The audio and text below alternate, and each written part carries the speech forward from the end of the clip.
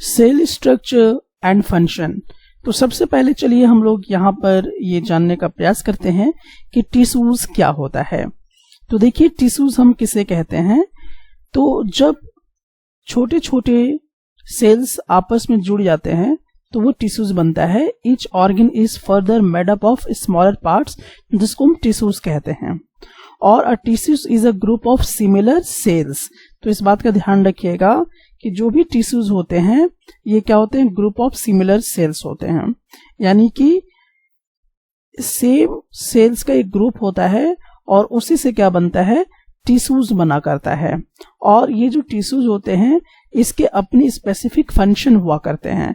ठीक है, अब चलिए इस चीज को समझने के लिए हम लोग लेते हैं, जैसे कि मान लीजिए कि एक सेल आपने लिया, ठीक है, ये एक सेल लिया और उसके बाद फिर ये दूसरा सेल हमने लिया, तो ये दूसरा सेल हमारा जुड़ गया इस तरह से।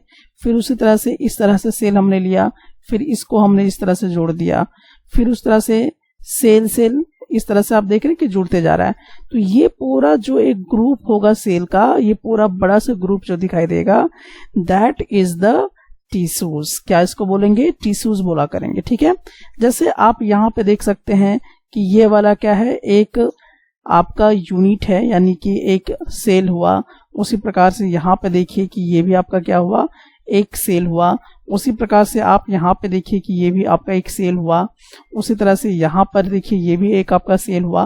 तो इस तरह से पूरा एक ग्रुप ऑफ सिमिलर सेल्स जो है आपस में जुड़े हुए हैं, तो इसको हम क्या बोला करेंगे, टिश्यूज बोला करेंगे।